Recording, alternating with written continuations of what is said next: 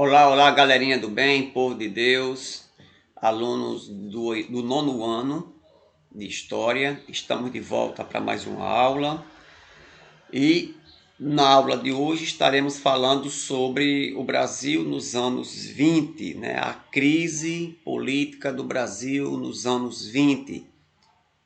Vocês lembram que nos anos 20 nós estávamos vivendo a chamada República Velha, ou simplesmente aquela república finalizando do café com leite. A República Velha se divide em duas: a República Armada, ou a República da Espada, e a República do Café com Leite, aquela república oligárquica, né? Que era comandada pelos cafeicultores de São Paulo e os produtores de leite de Minas Gerais. Então, vamos falar um pouquinho, já falamos de alguns conflitos acontecidos neste período, vamos hoje falar sobre o movimento tenentista, tá certo? Então, vamos para mais uma aula de história.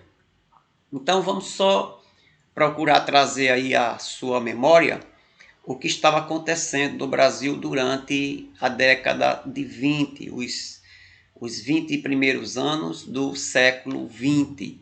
A década de 20, o movimento tenentista foi a primeira contestação aberta à República Oligárquica. Eu já falei que a República Oligárquica é a segunda parte da República Velha, movido pelos ideais ou pelo ideal de salvação nacional, pelo descontentamento dos problemas sociais, políticos, e aí, né, jovens oficiais do Exército, principalmente aqueles que eram bem jovens, de baixa, de média patente, principalmente os tenentes e capitães, acreditavam que o caminho para salvar o país era a sua ascensão ao poder. Então, os tenentes, eles tiveram assim: nós somos os responsáveis para a gente moralizar o Brasil, além das grandes desigualdades sociais, corrupção, desmando no período eleitoral, somente algumas pessoas votavam, fraudes e por aí vai, né? Então, assim, terminaram por liderar várias rebeliões. O movimento tenentista não foi uma ocasião em si, foi um movimento tenentista que teve várias rebeliões, começando com a revolta do Forte de Copacabana em 1922, a revolta paulista de 24, também chamada da segunda revolta do 5 de julho, né? Que foi o segundo movimento tenentista, e também com a Coluna Prestes, que aconteceu aí de 25 a 27, culminando com a Revolução de 30, quando Getúlio Vargas ele chega ao poder. Então, o movimento tenentista, poderíamos dizer que as três principais rebeliões deste movimento, que destacaram o movimento, que apesar que no momento todas essas rebeliões elas foram abafadas pelo governo, menos essa da de 30, né, quando Getúlio chegou ao poder, mas o movimento tenentista, de um modo geral, ele, digamos assim, não foi fracassado, apesar de ter sido repreendido e reprimido pelas forças legais, ou pelo menos fiéis ao governo federal. Nós tivemos a revolta do Forte de Copacabana, em 1922, no Rio de Janeiro,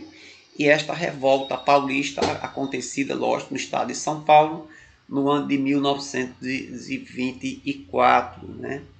Intitulada como segunda Revolução, né? de 5 de julho. Tá certo? E também o movimento tenentista, ele influenciou muito. Na verdade, foi quem conduziu aí a Coluna Prestes, através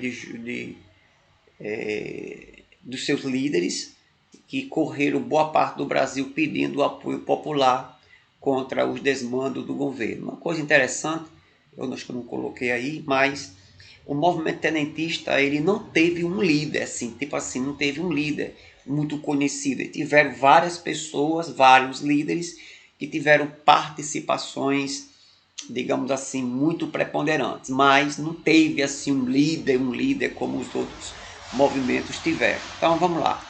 Então, no meio de tudo isso, né, olha só o que estava acontecendo também no Brasil. Um movimento operário, né, um movimento das classes trabalhadoras contra a maneira como o trabalho era organizado no Brasil. Sob a liderança de anarquistas, ocorreu a maior greve que se tem notícia na primeira metade do século XX. Praticamente houve uma paralisação que foi iniciada aí no ano de 1917 no setor têxtil, as indústrias ligadas aos tecidos, se propagou rapidamente e atingiu o porto, atingiu o interior, envolvendo aí aproximadamente 50 mil trabalhadores. As principais reivindicações desses operários eram melhorias no salário, a proibição do trabalho infantil, que até então era muito comum. Eles reivindicavam jornada de trabalho de 8 horas, eles trabalhavam muito mais do que isso, garantia de emprego e direito à associação. O governo reprimiu o movimento com todos os recursos que dispunha, mobilizando a polícia, as tropas militares e até a marinha de guerra, mas não foi bem sucedido. Então, por mais que o governo tenha procurado abafar o movimento, mas esse movimento operário teve êxito ainda, né? Teve de negociar, o governo teve de negociar e algumas das principais reivindicações foram atendidas, né? Então, o movimento trabalhador inserido também aí nesse período que envolveu o movimento tenentista, que a situação no Brasil não era muito tranquila, nem economicamente e nem politicamente falando, né? Então, o objetivo da gente procurar entender essa aula é a gente procurar identificar os objetivos do movimento tenentista. Começou por quê? Foi só por causa que um grupo de tenentes, capitães, resolveram fazer motim? Não. Existiam grandes dilemas da sociedade e que os tenentes eles se acharam na obrigação, eles se acharam como salvadores da pátria. Nós somos responsáveis por moralizar a política que está de ponta cabeça e de tentar também reestruturar o nosso país. Vamos ver aqui só para a gente ver, né? A gente está aqui trazendo um pouco do apanhado histórico do que estava acontecendo na época. Vocês devem lembrar que a proclamação da nossa República aconteceu no dia 15 de novembro de 1889 e também os grupos que participaram deste movimento foi o próprio Exército e também com o apoio dos cafeicultores. Sobre a questão, né, do voto, na nossa primeira Constituição, por volta já do ano de 1891, apenas os adultos votavam, e não era qualquer adultos, eram adultos que tinham posses, eram aquelas pessoas que tinham algum tipo de ligação com o governo, né? Não era todo mundo que votava, mulher não votava, jovem não votava, soldados não votavam, quem fosse pobre também não votava. Então você observe que o voto, além disso, o voto era um voto aberto. Era aquele voto que possibilitava o famoso voto de cabresto, que possibilitava as pessoas, elas manipular o voto das pessoas em troca de dinheiro, até mesmo de intimidação. Então, diante dessa situação do voto, olha só como hoje as coisas estão. Eu coloquei só para a gente contextualizar. A partir de 2021, já desse ano, o Exército do Brasil está formando turmas de mulheres combatentes, podendo até lutar em guerras. Você acredita que o Exército deve ajudar a diminuir as desigualdades no país. Então, até pouco tempo, o sexo feminino no exército brasileiro era muito restrito, né? Então, hoje nós temos mulheres no exército, inclusive elas alistadas, se for preciso ir para a guerra, elas estão lá à disposição, né? Coisa que lá no passado a mulher não podia ser de um exército, né? E por aí vai. E sobre a questão do voto, né? Hoje nós temos o voto para pessoas a partir de 16 anos e que queira votar. O voto a 16 até 18 é aquele voto chamado facultativo, né? Aí depois dos 18 o voto é obrigatório no Brasil para todo tipo de brasileiro, né, que se enquadre dentro aí dos padrões, não somente para homens, mas para homens, mulheres, indígenas, soldados, todos os ramos da sociedade. É um voto, é o sufrágio, é o voto para todo mundo, né?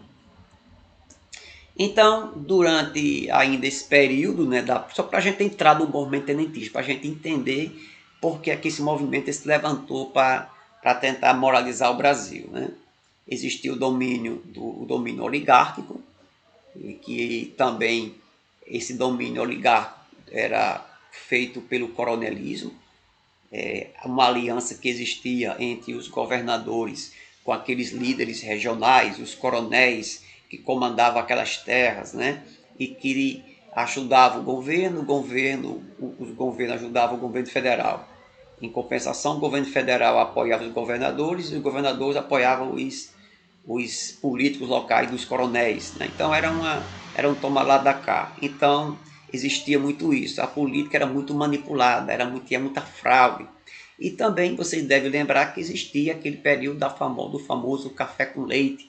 A política brasileira ela era comandada pelos produtores de café ou pelos produtores de leite, né? Os agropecuaristas lá de Minas Gerais, né? Mais pecuarista, né? Então eles fizeram um acordo e dizia que um ano, uma gestão, o presidente era paulista, a outra gestão, o presidente era de Minas Gerais. E assim eles iam se alternando, né?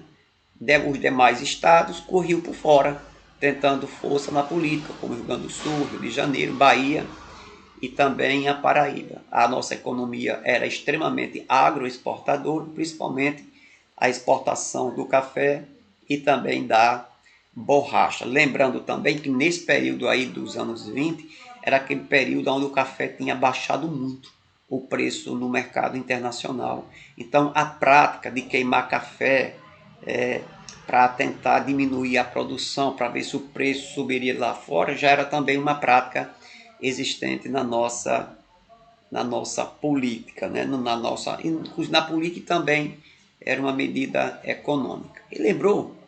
Você lembrou desse cenário político, né? Então, aquele famoso café com leite. Então, o panorama ainda, as desigualdades eram muito grandes, né? Entre o contexto urbano e o contexto rural. No contexto rural, a exclusão dos povos originais e ex-escravos, os cangaceiros e sertanejos. Daí houve, né, o surgimento de movimentos populares, levantes e a ascensão dos líderes religiosos, como Antônio Conselheiro, o José Maria, né, o próprio cangaço aí no sertão, com o comando de Virgulino Ferreira da Silva, eu acho que é assim o nome dele, Virgulino Ferreira, o famoso Lampião. As questões panorama urbano, as lutas que reivindicavam na luta dos trabalhadores, dos operários, exclusão dos ex-escravos e seus descendentes, a ascensão das classes médias urbanas, dos comerciantes, dos profissionais liberais e também eram períodos de greve. Mas tanto na zona rural como na zona urbana, os ex-escravos eram um daqueles grupos mais desprezados. Muita gente pensa que quando a princesa Isabel libertou os escravos no dia 13 de maio de 1888, a situação dos escravos ficaram a melhor coisa do mundo, mas melhorou pouca coisa. Veio uma suposta liberdade, mas com um desprezo.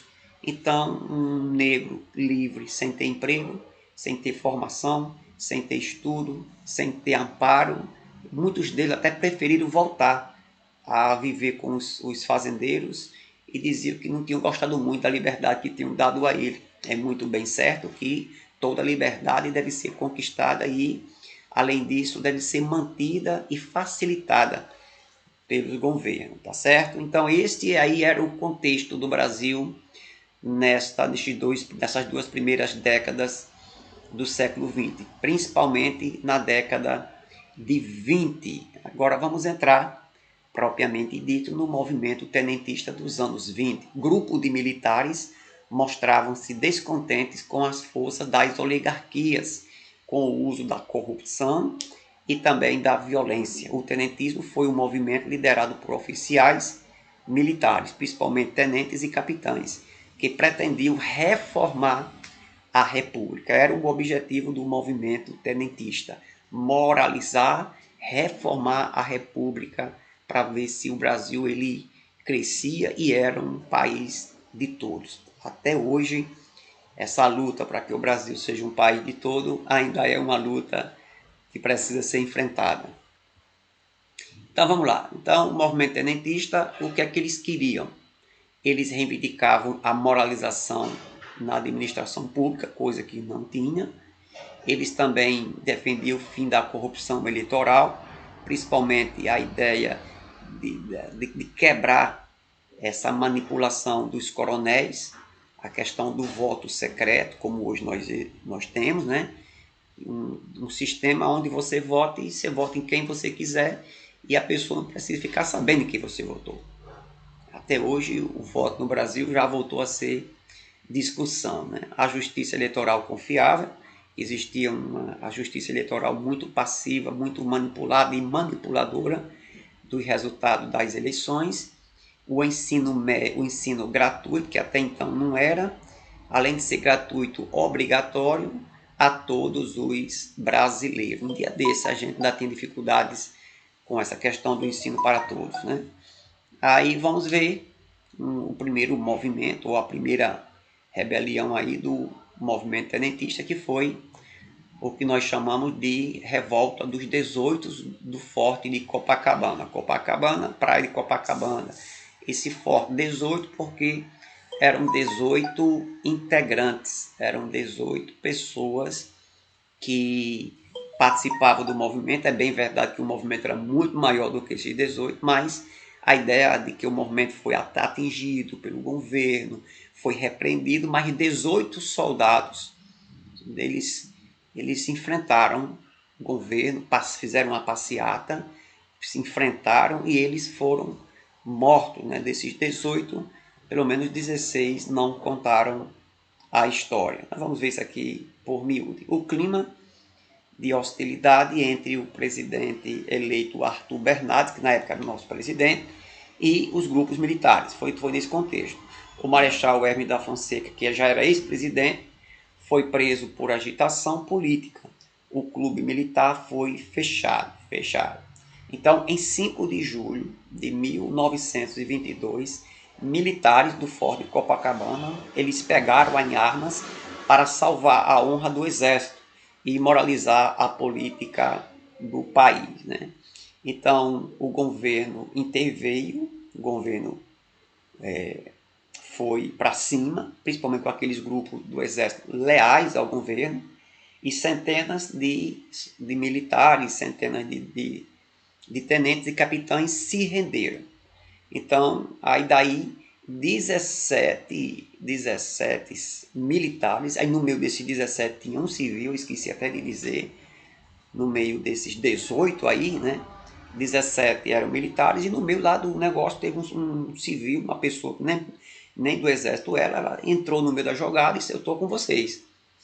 Porém, saíram vai dizer, 17 militares e um civil, porém, saíram pela Avenida Atlântica.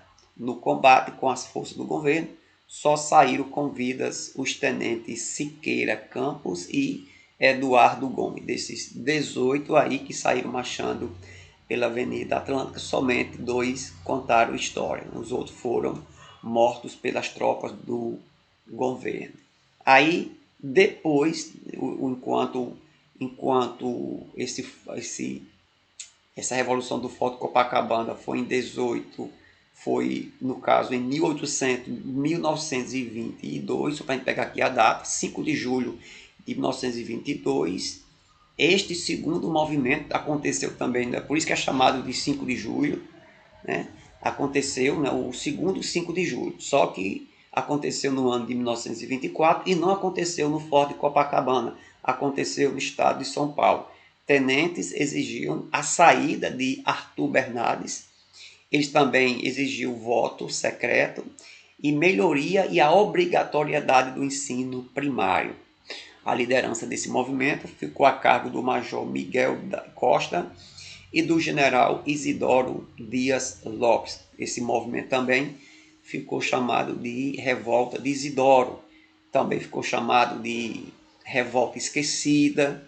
Eu sei que esse movimento também foi sufocado pelo governo. Os rebeldes venceram as primeiras batalhas contra as forças governistas que cercaram a cidade. Bombardeios da artilharia, ataques da infantaria e apoio da aviação militar. Muitas mortes entre os civis. Então não foi somente aqueles envolvidos que morreram. Então, pelos ataques, pelos bombardeios, muitas pessoas que não tinham nada a ver com peixe acabaram também morrendo neste movimento. No final de julho de 24, os rebeldes desistiram da luta, né? Então, e cerca de 1.000 soldados, eles fugiram de São Paulo, desceram lá para a Foz do Iguaçu, lá no Paraná, por ali, e se juntou lá a coluna Prestes. Dali, eu acho que ali mesmo era que a coluna Prestes ela estava dando o seu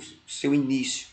Vai dizer que cerca de 1.000 soldados formaram a coluna paulista e partiram rumo à Foz do Iguaçu, e ali eles formaram mais, engrossaram mais o caldo da coluna Prestes, que começou aí a andar pelo Brasil adentro, pedindo essas mesmas reivindicações, né? Para alguns historiadores, até a coluna Prestes ainda faz parte desse movimento tenentista, tá certo? Aí vou só uma pergunta, você verificou a semelhança entre essas duas revoltas, né? Então você deve ter percebido que mudou de estado, que mudou de lugar, mas que praticamente os objetivos eram os mesmos e que na verdade também o fim foi o mesmo, foram abafados, tá bom?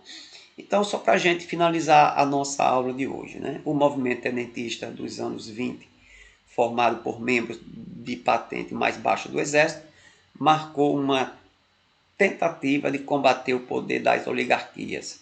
A revolta dos 18 do Forte de Copacabana e a revolta de 5 de julho de 1924 incluíram a satisfação com Arthur Bernardes entre as pautas do movimento. Tá bom? Fica aí para vocês uma atividade composta de 4 questões. Aí vocês enviam para mim, copia do caderno, responda, se identifica, o nome da escola, seu nome completo, o ano que você estuda, sua turma, e tira aquela foto legal e envia no meu privado, tá bom? Um forte abraço e até a próxima aula.